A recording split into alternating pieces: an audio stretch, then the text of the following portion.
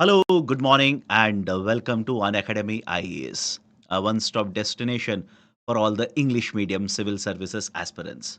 This is Shyam Kaggod here, taking up the Hindu newspaper analysis for the date 31st May 2025. Before I start the discussion, please do let me know that I'm audible and visible for all of you in the chat section.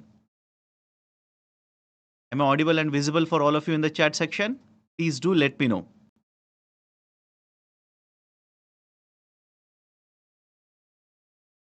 Great. Let's start. So, to make the discussion comprehensive and to take care of all of your current affairs requirements so that to ace the civil services examination, I've taken a total of 9 articles. 7 of them are from the Hindu newspaper, Daily Edition, and remaining 2 articles are from Indian Express. If you like this initiative, do hit the like button. And if you're yet to subscribe to our YouTube channel, kindly do it right now. Now, before I start, certain very important announcements. After the session is over, if you want to download the PPT that I'm using in the session, it will be uploaded in my Telegram channel. This is the QR code, scan and join. Second, Chetan sir today will be taking a session on new age warfare with lot of discussion happening because of the conflict between India and Pakistan. You need to understand a lot of concepts associated with the defense, associated with the new age warfare. So regarding this, Chetan sir will be taking the session today. Please do join the session. And if you're someone who is preparing for the civil services examination 26 or 27, you can avail our courses at a price of 19,999. After you enroll into the course, you will get live session, recorded classes of English, Hindi and bilingual. You will get access to the prelims as well as the mains test series. You will get access to mentorship services. And if you use the code IAS English, you will also get an extension of up to 12 months. Do check out by clicking on the link provided in the description below. Now, let me start the discussion. The first important article provided in the central page, that is the editorial page, education as well as skilling. The title reads, don't merely enroll the students, but equip them with skill sets.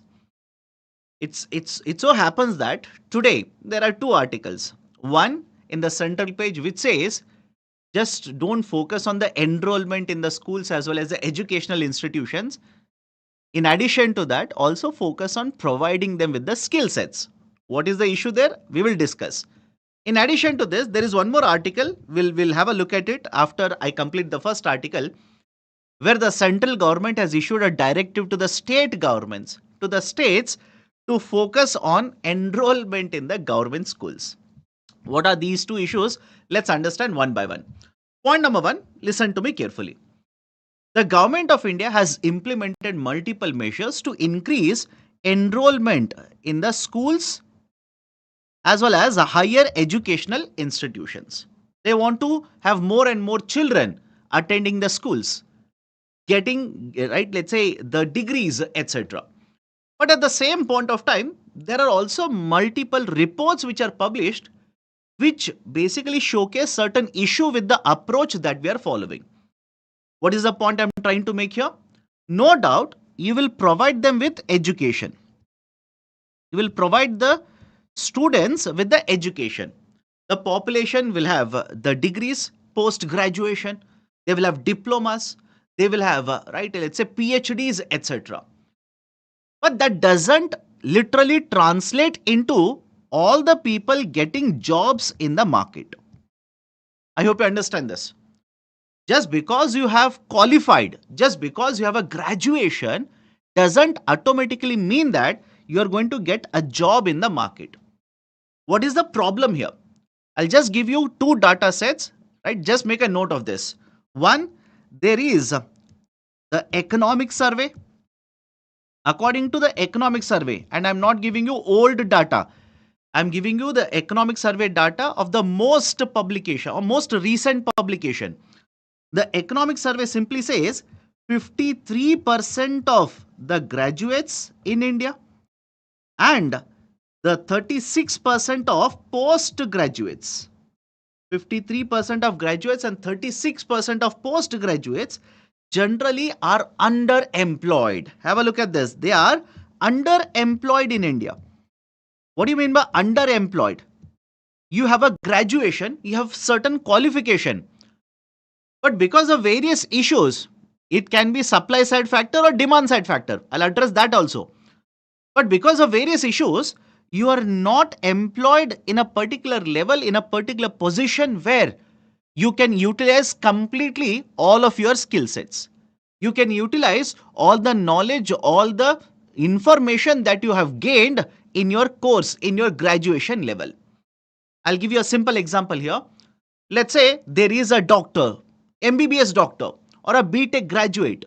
You must have seen at multiple points of time, they will apply for a clerical job, clerical government jobs. Don't you think here is a person who has a higher graduation, higher educational level, but they are applying and are being, right, let's say used in government jobs where they can't use all of their efficiency, all of their productivity cannot be obtained. That is underemployment.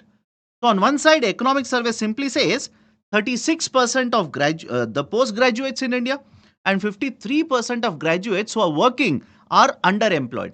In addition to this, please make a note of one more data set here. There is an agency called as Mercer Metal.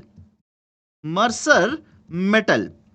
The Mercer Metal comes out with an index by the name of India Graduate Skill Index.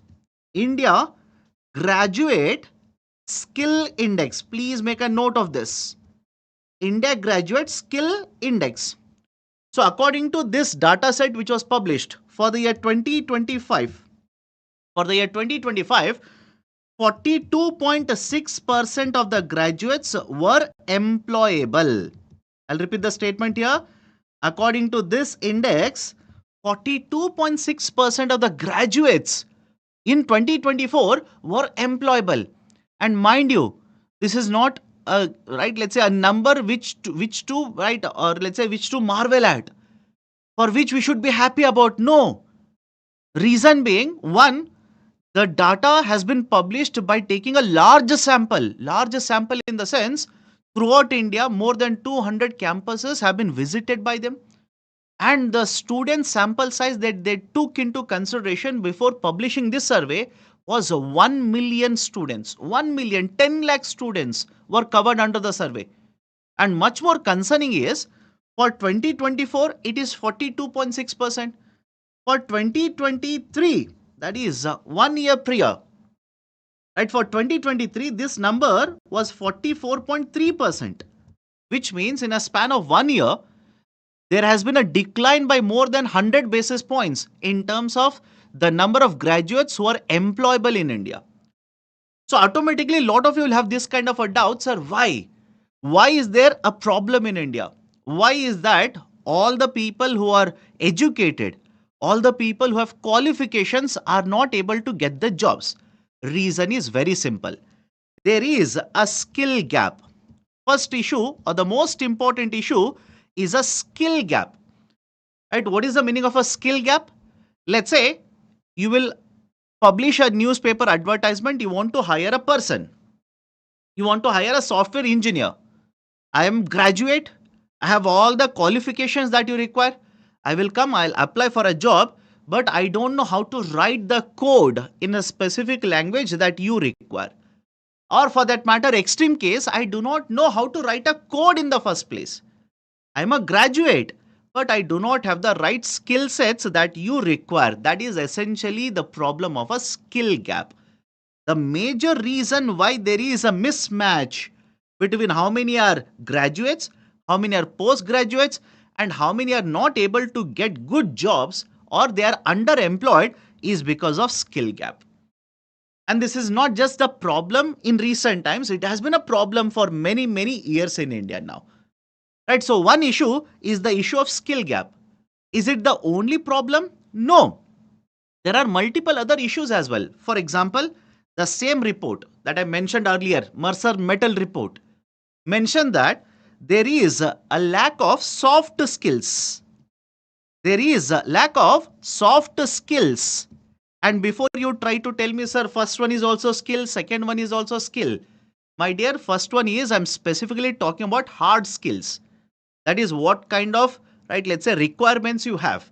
I'm not able to meet those requirements. Second one, soft skills, such as, let's say, leadership qualities, communication, etc. So these kind of soft skills are also not part of vocational or not part of educational system in India. As a result of this, when the companies want to hire, a lot of these graduates do not have the required soft skills. And that is also the reason why all the graduates do not get jobs in India. And the third one is the technology, the rise and the usage of different types of technologies in India. For example, AI tools.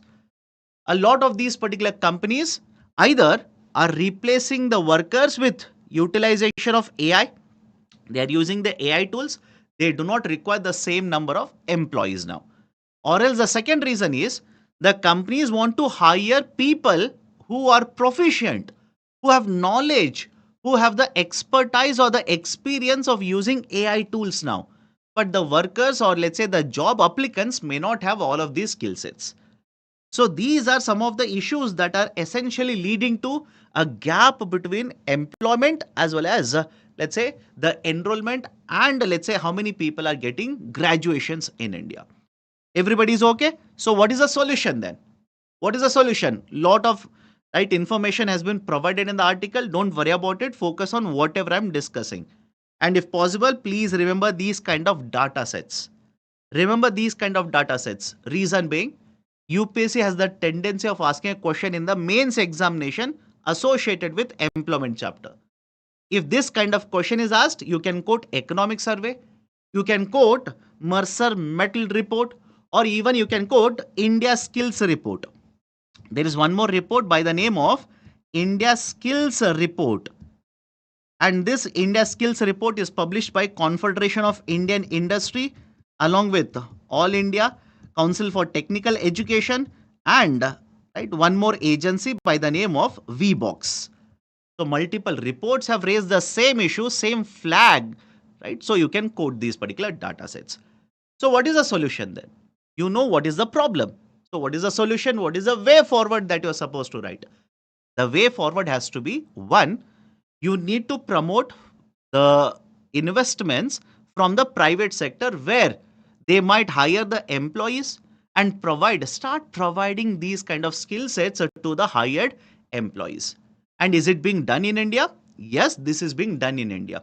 For example, Government of India has launched the PM internship program. PM internship program, where some of the expenditure that would be incurred by the private sector, there is incentivization there.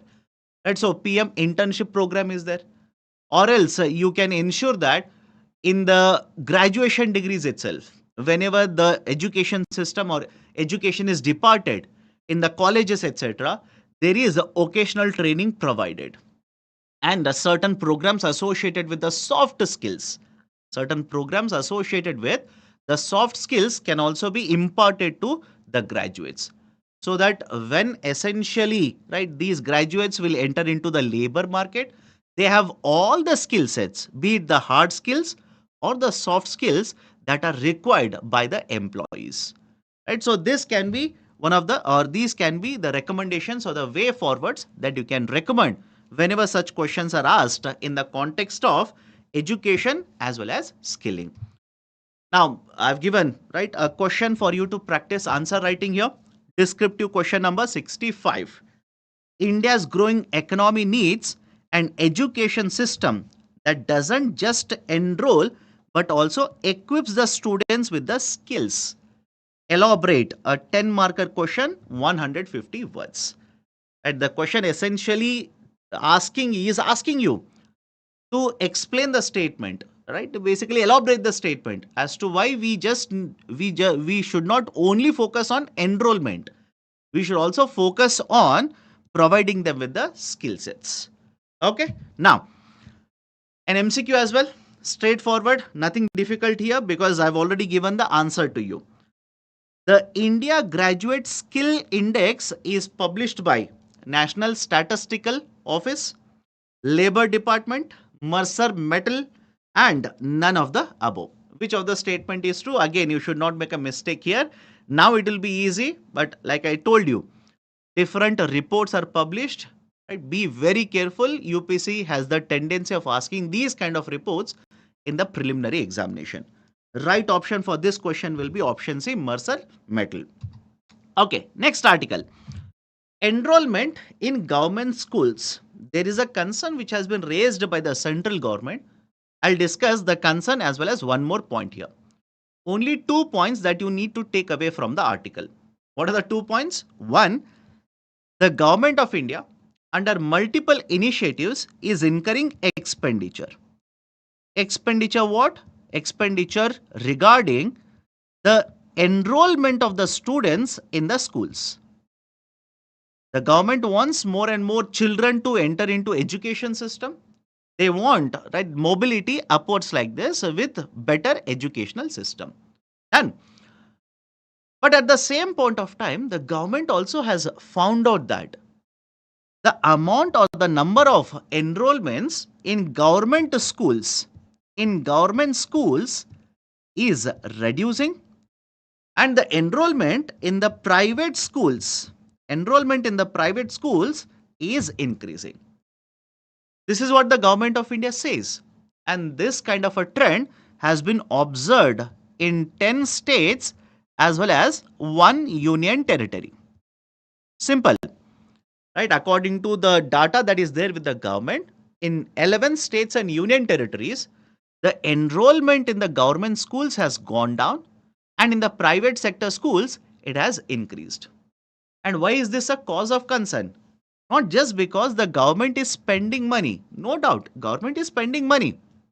But at the same point of time, don't you think if more and more children start entering into private educational institutions, all of them may not be in a position to get or afford the school fees, or let's say the fees that will be charged by the private sector institutions. As such, multiple times you might have come across, right? Let's say the post in X or other platforms where lot of users will be complaining about the school fees that are being charged on their children by the private sector educational institutions. So argument here is very simple, twofold data point or two simple points. One, the enrollment in the government educational institutions is coming down. Although lot of data is given as to how much is the decline in individual all the 10 states, you don't memorize all of it. It is of absolutely no use for you. Essentially, the argument is government is spending, but enrollment is going down. No information regarding why the enrollment is going down is not provided in these articles. I've gone through these articles which were published in Indian Express, which was given in PIB as well, which was given in Hindu newspaper as well. No information, but it is not very difficult to comprehend what could be the probable reason. The probable reasons are one, it is the quality of education in private sector institutions is much better. The quality of education, the quality of teachers, the quality of infrastructure, right, generally in case of private sector institutions is comparatively better. And that is the precise reason it has been observed that more and more parents, more and more children prefer to get educated from the private institutions rather than government institutions. Many of the times you must have seen same teacher is teaching multiple subjects in the government institutions. Simple, same teacher, right? Same teacher is teaching multiple subjects. And in many of the cases, the teacher doesn't have the right qualification or doesn't have the right knowledge who is teaching, right, to these particular students. Infrastructure is very poor or the school is very far away. There are multiple reasons as to why the private sector institutions are preferred compared to government institutions. So government of India now wants to conduct a detailed study in these states. They want the state government to conduct a study and tell the government what is actually happening. That is point number one. Point number two, I want you to focus upon. These are the kind of niche questions. Niche in the sense, very specific area, special area questions which can be raised in the preliminary examination. There is a portal which has been mentioned in the article. Portal. UDISE. UDISE plus. UDISE plus stands for Unified District Information System for Education Plus. I'll repeat this. Unified District Information System for Education Plus. Now, what is this UDISE plus? Listen to me carefully. Central government, that is specifically the Ministry of Education, set up a platform back in the year 2012 and 13. They set up a platform. What was the use of the platform? We should have a centralized system where all the information of the schools regarding how many schools are there, how many teachers are there, how many students are there, etc., should be collected, and this should be a one point source of information. But later it was found that under this UDISE platform, earlier it was UDISE, now it is UDISE plus. What is essentially the difference? It was found that lot of this data which is present is uploaded manually. Lot of this data is processed and is available after a very long period of time. That is, there is a lag in submission of the data and the data results which are available for evaluation, for policy making, etc. That is the precise reason what the government of India has done now, has essentially revamped the system. It has revamped the system. Now this system is called as UDISE plus, which has been introduced from 2018 and 2019. And what is the use of this platform now? Listen to me carefully. It is essentially a management information system, meaning what? It's a centralized system. What this new system does is real time, I repeat, real time data will be put by the schools, right? Basically, it will be enrolled by the schools or provided by the schools on the platform. And there will be multiple levels of checks and balances which are set up at the district level, at the state level, to check whether the data that has been provided by the schools on the platform is correct or not. And this data is available in real time. And what kind of data is provided by these schools which are under this particular platform? They will provide data regarding, right, let's say the infrastructure that is present in the schools. They will provide the data regarding how many faculties are present in the schools, how many teachers are present in the schools, how many students are present in the schools, etc. So essentially the Government of India's website, I've taken this picture from the Government of India's website. The website simply says this is a centralized system which will provide all the information regarding the schools in real time. In real time, under multiple heads, you can avail the information which can be useful for you in terms of policy making, in terms of evaluation, in terms of performance of the schools. Right? So the data which has been quoted in this particular article has been taken from UDISE plus platform. Everybody is okay. So focus only on these 2 points. Do not worry about which of the 10 states the enrollment is going down, which union territory it is, right? What is happening there, etc. Don't worry about all of the rest of the things. Just focus on what is relevant, what is important for your examination. Okay. Associated with this, I've given an MCQ. MCQ number 119. Consider the following statements. UDISE plus has the data of teachers, students, and also the school infrastructure. Straightforward statement, should not be difficult because we have already discussed that. UDISE plus is an educational management information system under the Ministry of Education. Yes, the second statement is also correct. Both the statements are true. Right option for the question will be option C. Both are correct. Bhagyashri Angdi says B, right? Sania Ashraf says A. No, my dear. Right option is option C. Both the statements are true. Both the statements are correct. Okay. Now, I'll club 2 articles and have a detailed discussion covering both of the articles. Couple of days ago, I took the newspaper discussion, and in the comment section, one of the students said, "Sir, you have missed an article on IIP. It was there in the front page. It was one of the headlines. You have not discussed that headlines, right? Why?" This was the comment in my video. Please understand, generally when these high frequency indicators are published, listen to me very carefully. Whenever these high frequency indicators, what do you mean by high frequency indicators? Which are published very often in India, very often. For example, now employment, unemployment is being published every month. That has shifted now. It will be done every month. What about inflation? Published every month. What about index of industrial production? Every month. Index of 8 core industries every month. So understand this, whenever such high frequency indicators are published, do not memorize anything from that data. Please don't waste your time. Do not memorize anything from those articles. Why? Next month, data will be different. I hope you understand.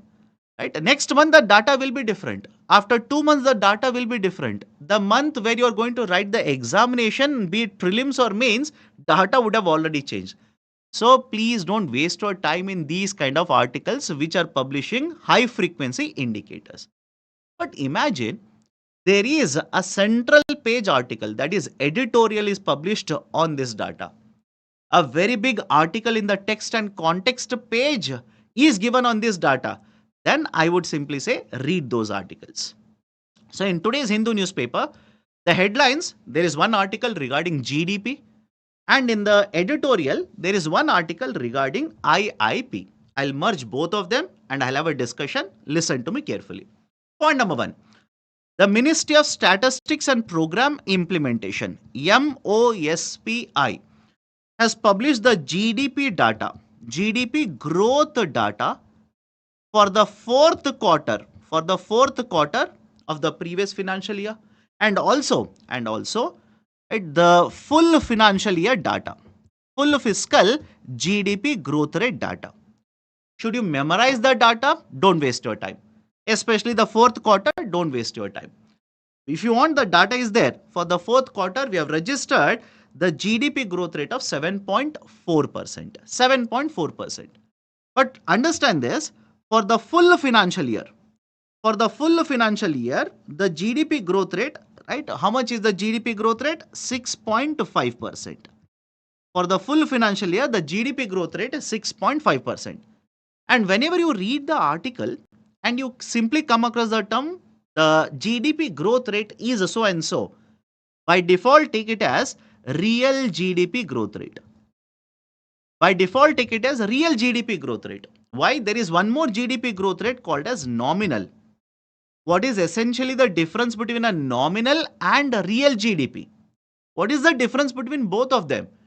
Whenever you use the term nominal, it simply means inflation is not adjusted. Whatever is the market price in the current year, they have taken it and they are using that to calculate the data. That's it. Whereas when you use the term real GDP, you are essentially removing the impact of inflation and you are calculating the GDP. That is the meaning of real. Everybody is able to understand the difference between nominal and real.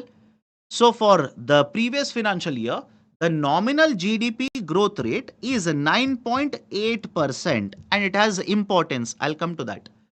The nominal GDP growth rate is 9.8% and the real GDP growth rate is 6.5%.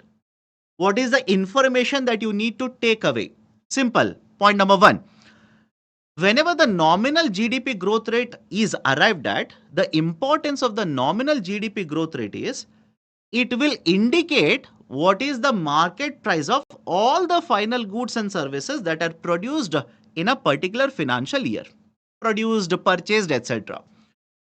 But if the nominal GDP growth rate is less, that is let's say 9.8%, it is below let's say 10%. 10% generally it's a psychological number, that is double digit number. If it is lesser, what does it mean? It simply means, can I simply say, it will have a larger implication in terms of the amount of taxes that could be collected by the government. Just think of this. Just think of this, because the GST that is collected, let's say by Government of India, the GST collected, don't you think it is dependent on the market prices in this year? Of course, yes. The amount of taxes collected, especially indirect taxes collected, are they not dependent on what are the market prices of the goods and services produced and sold in this year? Yes. So whenever you talk about nominal GDP, and if the nominal GDP falls, it is lesser, right? It generally indicates there is a impact on the taxes collected by the government. That is a point number one. Please remember all of this.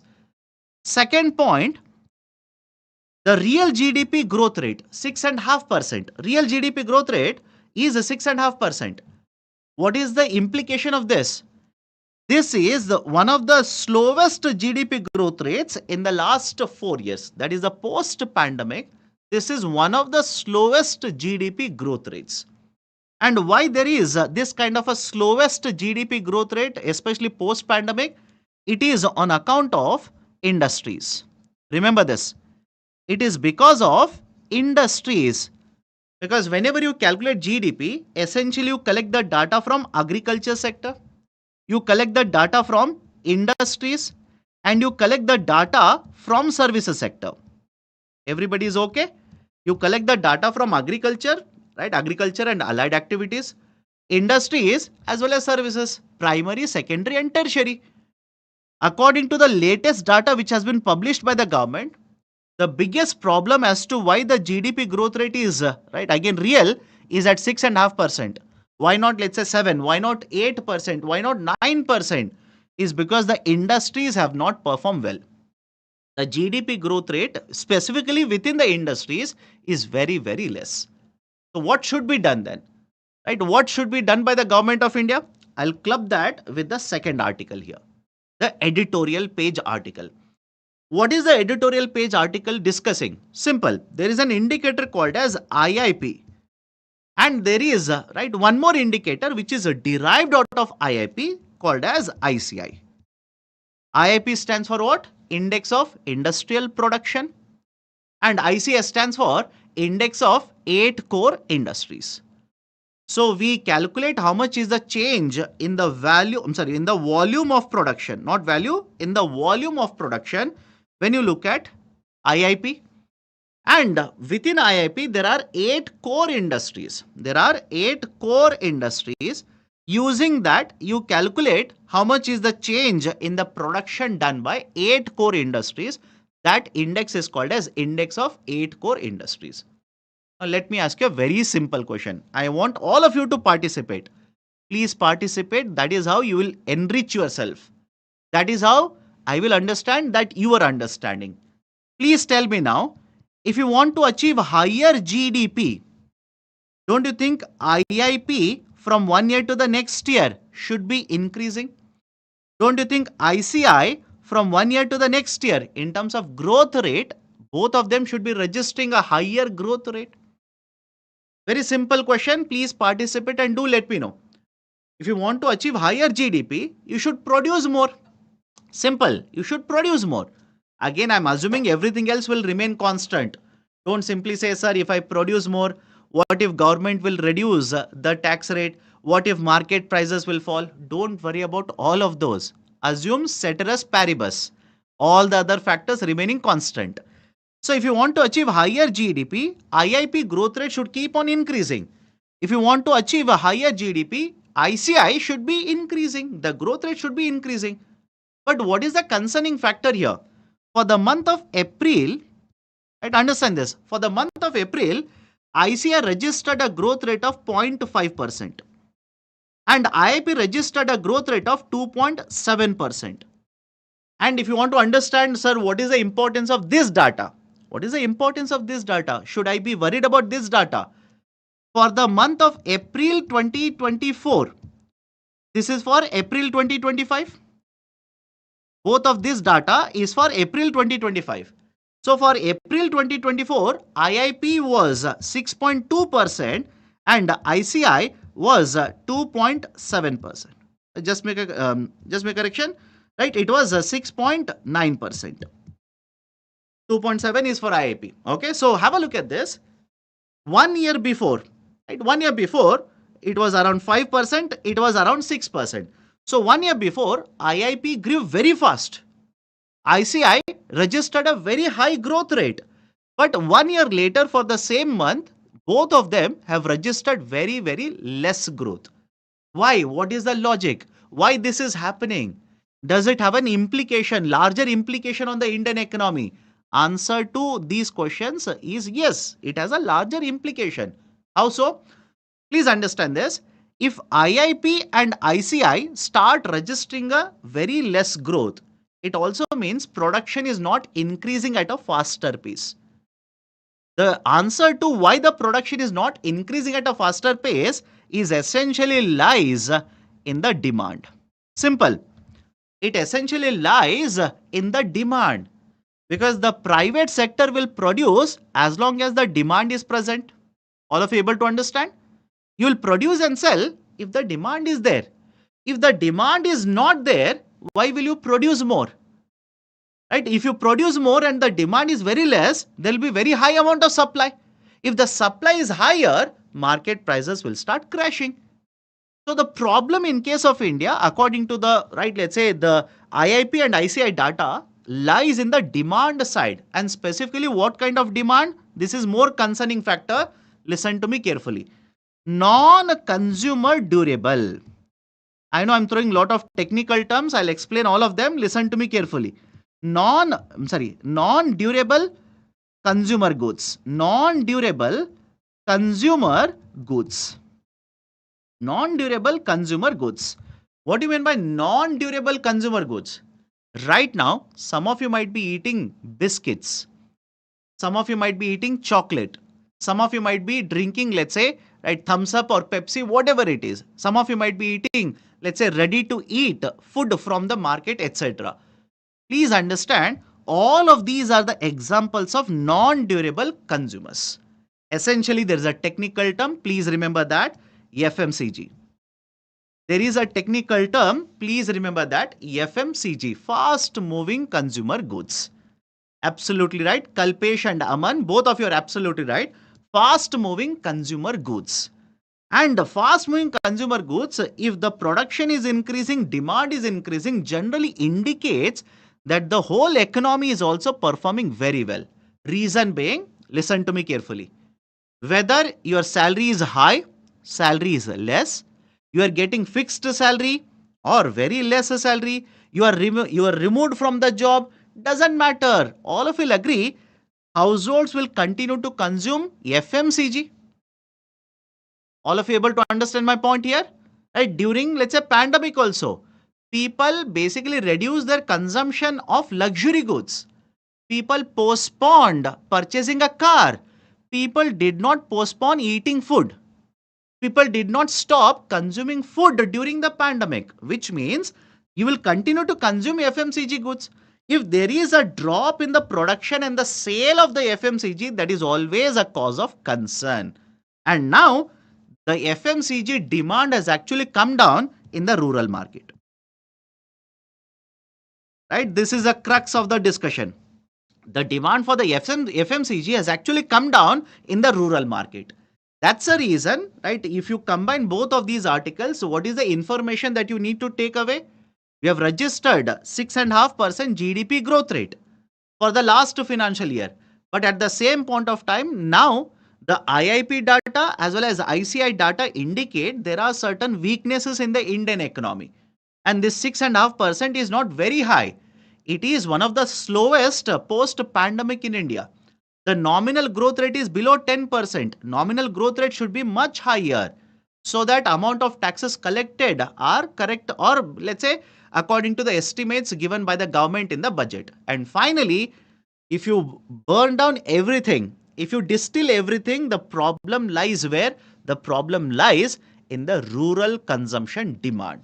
Not in terms of capital goods, but in terms of consumer goods. And specifically in consumer, non-durable consumer goods. Not durable. Durable means vehicles. Right? Let's say fridge, TV, these are durable, that you will keep on using for multiple years. Non-durable consumer goods, the demand has shrunk, and that is a cause of concern. Everybody's okay? right? I've clubbed two articles so that you have a consolidated viewpoint regarding what is happening in the Indian economy. Now, let me go to the next article. If you have any kinds of doubts, please hold on to the doubts. Let me cover all the articles. I'll address your doubts at the end. Okay, let me go to the next article. GS2 article, Polity, FCRA. Central government gives a nod, gives the permission for Maharashtra CM's relief fund to receive foreign donations. Why is this article important? Why is this article relevant for your GS preparation? Listen to me carefully. Imagine there is an individual, or let's say a trust or an NGO. If they want to spend certain money, for example, they will have certain functions to perform, objectives to perform. NGO, it could be education, it could be, right, let's say slum development, it could be women empowerment, right? So they have certain objectives to perform. Now, in order to perform these, they will have to spend money. And the expenditure that they incur, imagine part of it will come from the foreign contributions. Either part, complete, doesn't matter. In essence, if these, that is individuals, trust, NGOs, etc., if they are receiving foreign contributions, then listen to me carefully, there is a law, they will have to follow the provisions of the law. Multiple times you will come across this in the newspaper. I'll tell you the context. Multiple times the article will simply have a headline, the license of this NGO has been cancelled. The FCRA approval has been withdrawn, etc. And Pradeep SP, my dear, I'm not talking about PM CARES, I'm talking about, let's say, private sector. PM CARES is set up by Government of India. So come to the point here. The individual trust or NGOs, if they are receiving any kind of foreign contributions, they will be regulated by Ministry of Home Affairs, MHA. Remember, Ministry of Home Affairs, specifically using the provisions of FCRA, Foreign Contribution Regulation Act. Foreign Contribution Regulation Act, FCRA 2010. This article has lot of basic points. Please remember all of these basic points. What are these basic points? One, like I told you, these right will have to come under the regulation. And who will regulate the provisions, or who will regulate foreign contributions to all of them? It is done by Ministry of Home Affairs. Point number 3. The FCRA initially was introduced back in the year 1976. It was initially introduced back in the year 1976. It has been revamped. The Government of India withdrew the 1976 law, introduced one more law in the year 2010. And there was an amendment done to the FCRA later also by Government of India in 2020. But what is the connection of all of this to the article here? What is the connection of all of this to the article provided here? Connection is very simple. For the first time ever, I repeat, for the first time ever, state government fund, a fund which was set up by the state government, has been given approval by the Ministry of Home Affairs to collect foreign contributions under FCRA. Is my statement clear? I'll repeat this again. For the first time ever in India, a fund which has been set up by the state government has been given the approval under FCRA by Ministry of Home Affairs. And that is Maharashtra Chief Minister's Relief Fund. Right? This is done by the government for the first time ever. That's the reason this becomes important. Please remember this. Right? Which essentially means now the Maharashtra CM Relief Fund can receive external contribution, and these external contributions can be used for performing multiple functions, multiple objectives by the Maharashtra government. Kalpesh Prabhakar, yes my dear, this has been provided only for Maharashtra now. That is the fund which has been set up by the Maharashtra government, that is covered under this.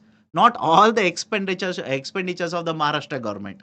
Only the CM Relief Fund which has been set up by the Maharashtra government has been given the approval to collect foreign contributions under FCRA 2010. Everybody is okay? So this is an important point. Please remember this. Associated with this, I've given an MCQ. Let me ask you a very simple question. It is there anyways here. Are the political parties in India allowed to collect foreign contributions? Let me see. That is there, right? Second statement is there. Political parties, are they allowed to collect foreign contributions? The right answer to this question is no. The political parties are not allowed to collect foreign contributions, nor are the political, right, candidates. They are not allowed to collect. Okay. So first statement, it covers individuals, NGOs, trust receiving foreign funds. Yes, first statement is true. The foreign donations are regulated by the Minister of Finance under FCRA provisions. No, this is incorrect. In fact, multiple times this will be there in the newspaper. Listen to me carefully. Under this, there are two types. There are two methods to receive foreign contribution. In one instance, you will have to take the prior approval of the Ministry of Home Affairs. In another instance, all of them are defined. In another instance, right, you will have to bring in the foreign contribution without taking any kind of approval. No approval required, approval is required. Where it is allowed, where it is not allowed, all of this is defined under FCRA. As an individual, am I allowed to receive foreign contribution? Yes, I am allowed. But under FCRA, if the government of India, that is the Ministry of Home Affairs, will basically list me in the provision and say, I am an individual who is prohibited, then I am not allowed to accept any kind of foreign contribution. Even those NGOs, trust, etc., whoever will receive the foreign contribution, annually they will have to submit lot of these documents to the government. Under FCRA provision, they will have to submit documents. Providing what information? They will have to provide information regarding what kind of assets they have created, where they have spent money, from what sources they have received the money. All of this information has to be submitted, and it is very time sensitive. What do you mean by time sensitive? After the financial year is over, the Ministry of Home Affairs will wait only for 9 months. That is by the end of December. After the financial year, next 9 months. By the end of December, you will have to submit documents. And in many of the cases, the licenses under FCRA have been cancelled because they have not submitted the documents before the end of December. And whenever you receive the foreign contribution, the law also mandates that this amount has to be, right, received in only one account. A specific bank account has to be created, that too in Delhi.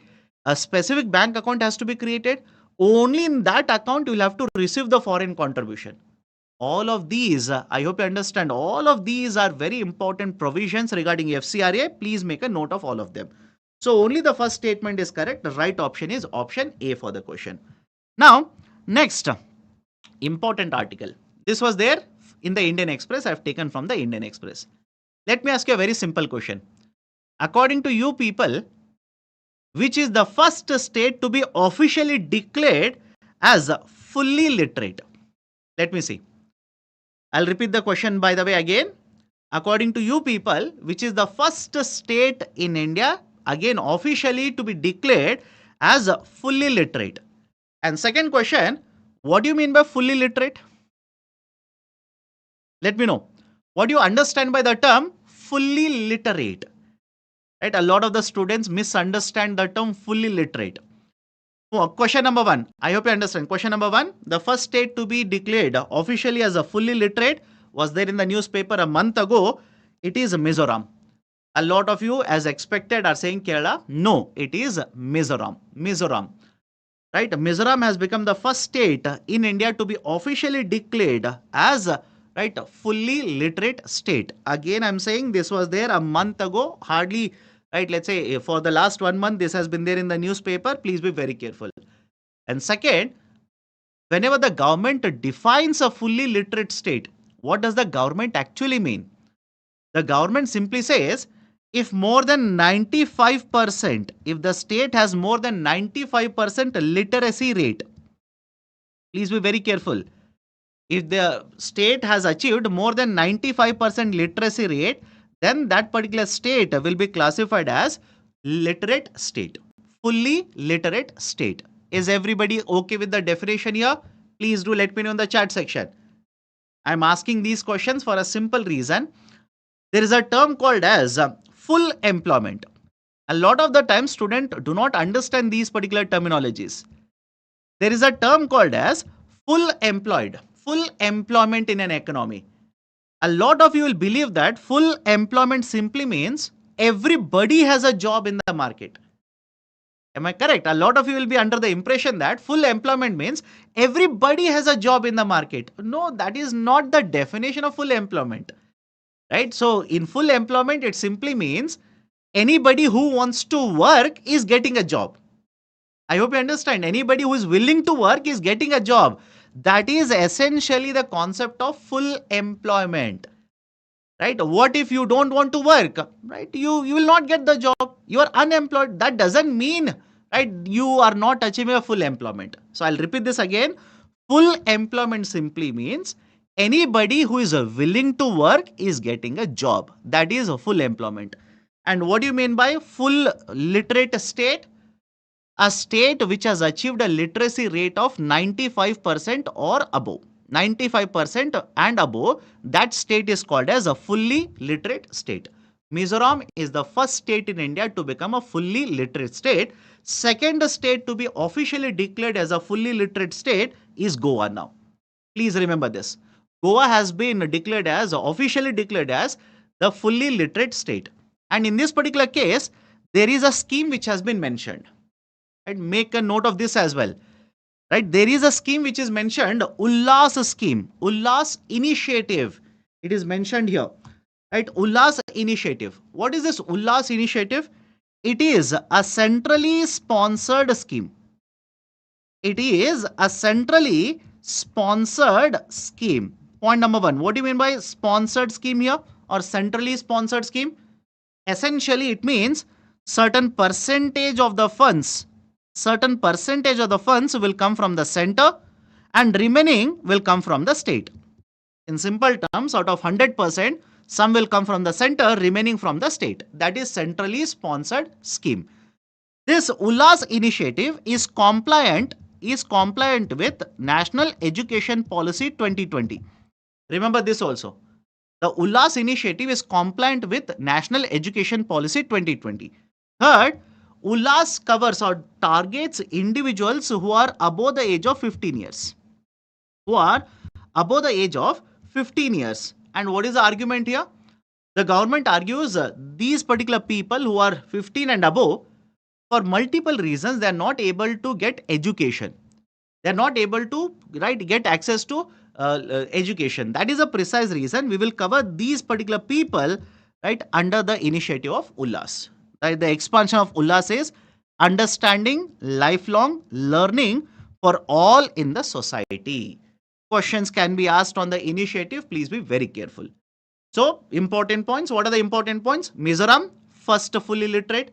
Second, Goa, second fully literate state in India. Third, Ullas initiative. It's a centrally sponsored scheme, essentially being implemented from 2022 to 2027. Remember the year. Remember for which year it is being implemented, 2022 to 2027. So these are the important points. Before I go forward, let me widen your horizon. I know the point, but let me widen your horizon now. Can anybody tell me why generally the schemes which are implemented by the center, generally, not always, have a duration of 5 years? Let me see. And I'll repeat the question again. Why do you think most of the times, not always by the way, most of the times the schemes which are implemented, let's say centrally sponsored scheme, why do they have a duration of 5 years? They can have a duration of 10 years also. They can have duration of 15 years also. They can have a duration of 20 years also. No. Please be very careful. A lot of you are saying, sir, because of elections. No, my dear.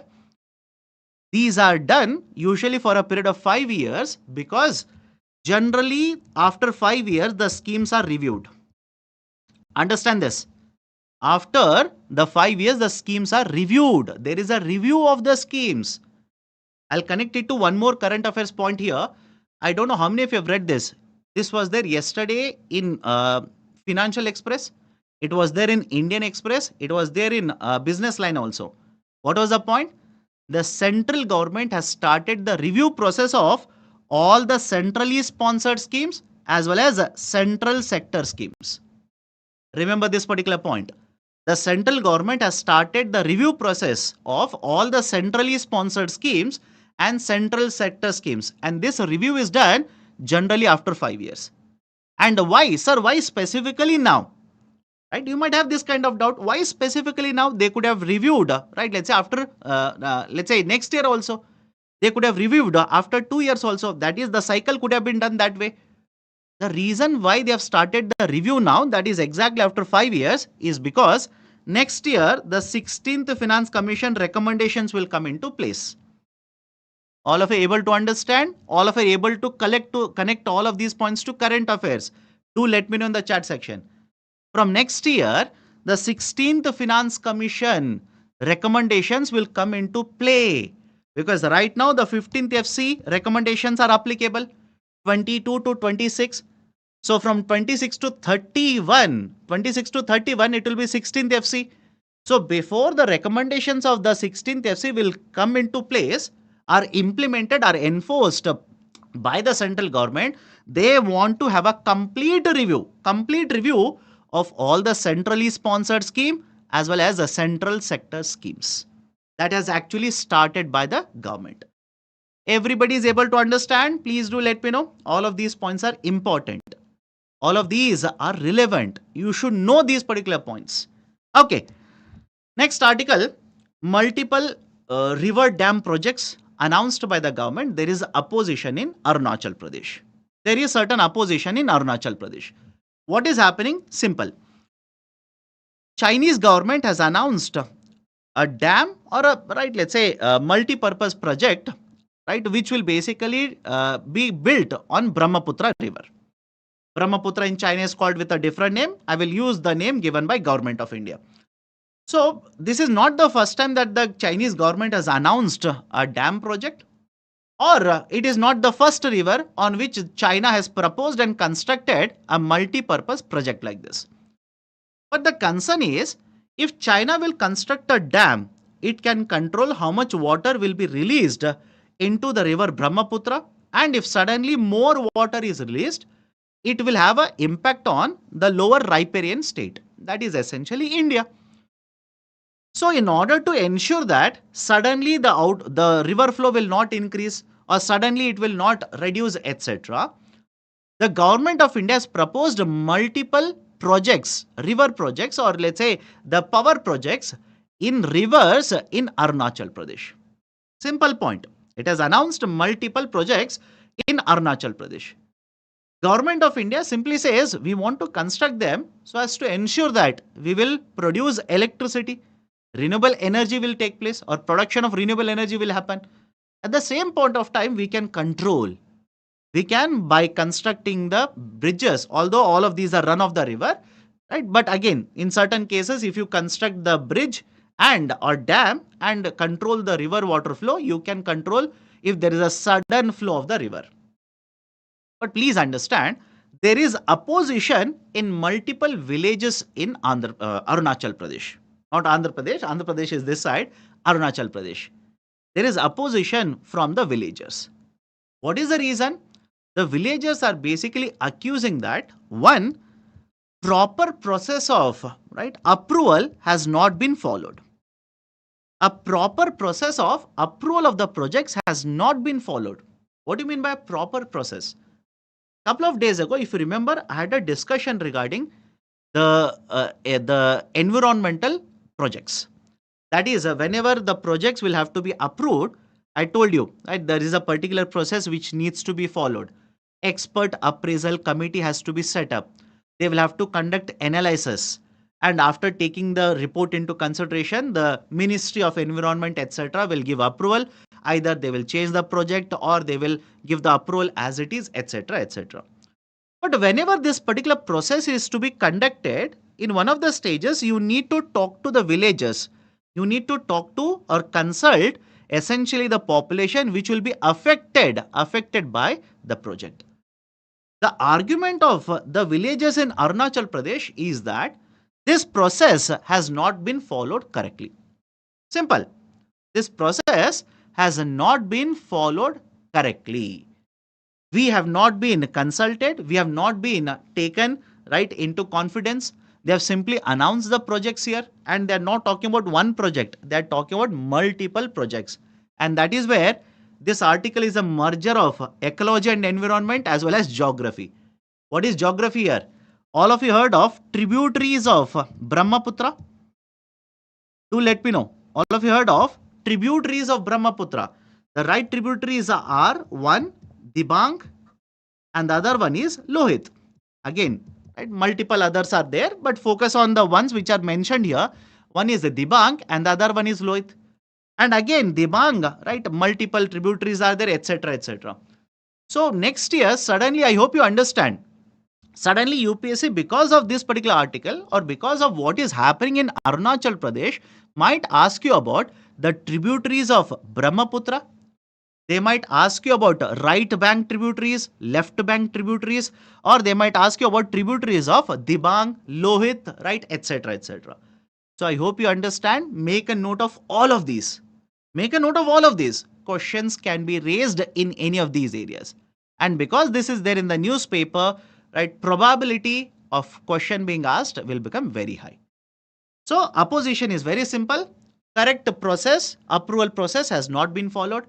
And in certain cases, the argument is also the government is right using the armed forces, not the military, but the CRPF. The government is using the CRPF to basically push us down, to stop our opposition and continue with the construction of these, right, let's say projects here. These are certain important points. Be very, very careful. Okay, couple of more articles, factual information now. Right, one more article, 300th birth anniversary of Queen Ahilyabai Holkar. Right, Queen Ahilyabai Holkar. Right, please make a note of this. Generally, in the current affairs, you will not get a lot of articles associated with, let's say, medieval India or art and culture, etc. But there is one article in today's newspaper. Queen Ahilyabai Holkar's 300th birth anniversary is being held now. From the last year itself, the state government of Madhya Pradesh has launched, right, multiple initiatives. Last year itself, it has been done. Multiple initiatives for month-long celebration of the birthday of the Queen. But what is the importance? What is the contribution? Where the probable questions can be raised by the UPSC? One, she was born in 1725. She was married to Khande Rao Holkar, right? One of the very few women rulers from the medieval India. You generally don't find a lot of rulers, especially women rulers from the medieval India. The reason why she becomes right so prominent is because of art and culture, because of, right, let's say her tactics in the military, promotion of welfare in the society, etc., etc. And at this particular point of time, I've gone through multiple articles which have mentioned that sati was practiced. In fact, right, basically, she did not fall to, she did not become the victim of sati practice at this point of time. After the death of her husband, after the fight or after the war with, right, let's say the king of Bharatpur in the battle of Kumbher, the husband passed away.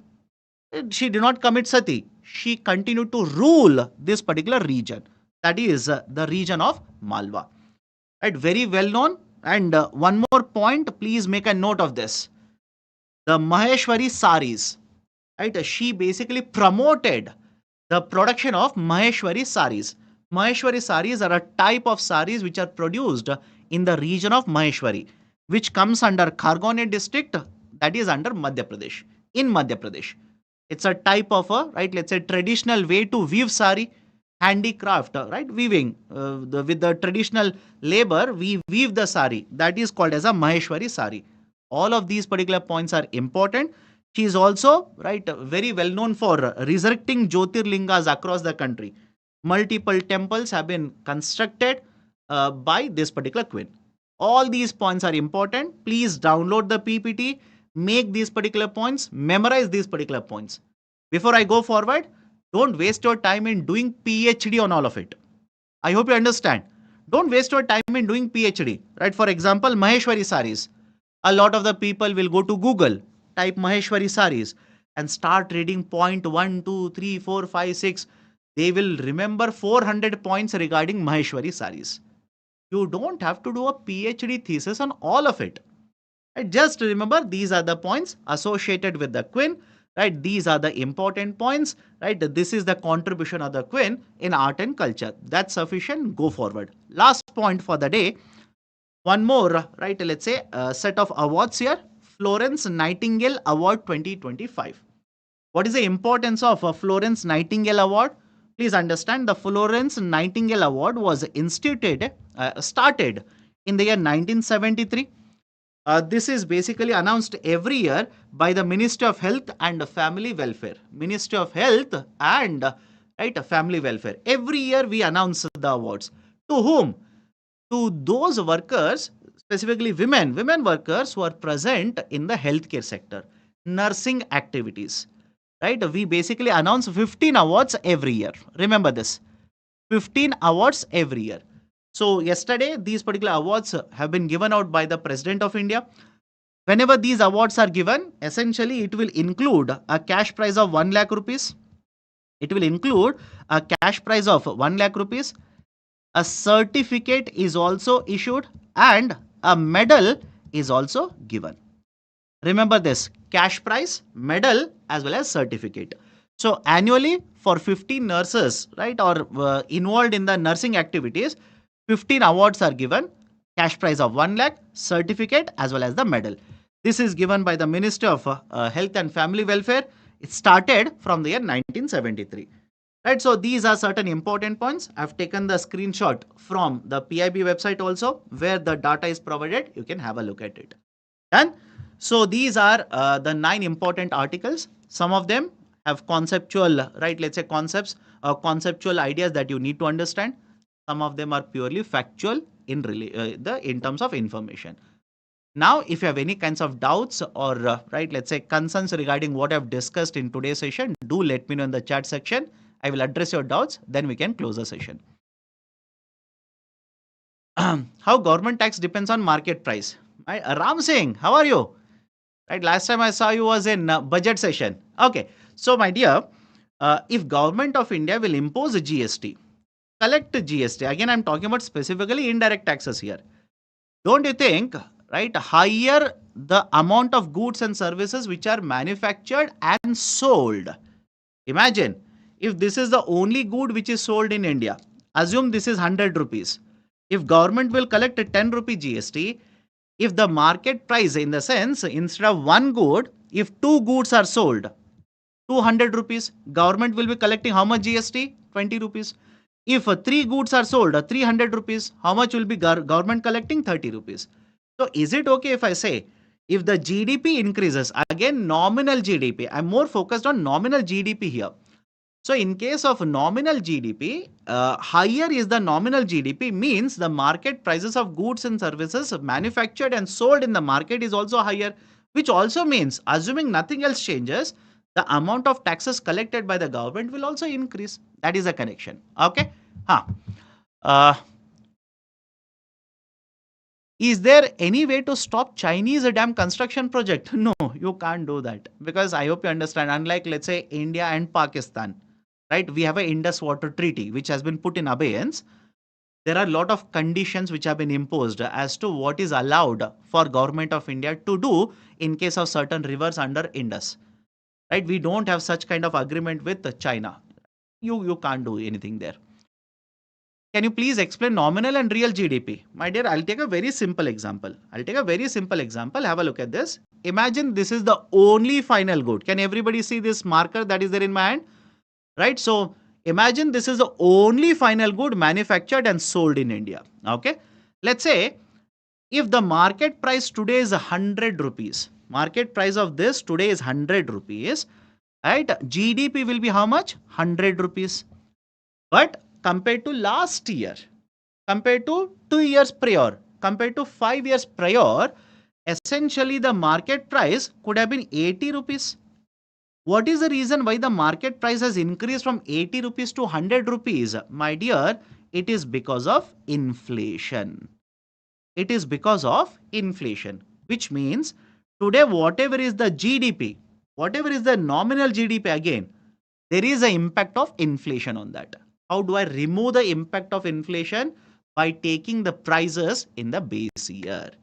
So whenever you calculate GDP using a base year, That is called as real GDP. Whenever you calculate GDP using a nominal year, that is called as nominal GDP or the current year market prices. Okay. Uh,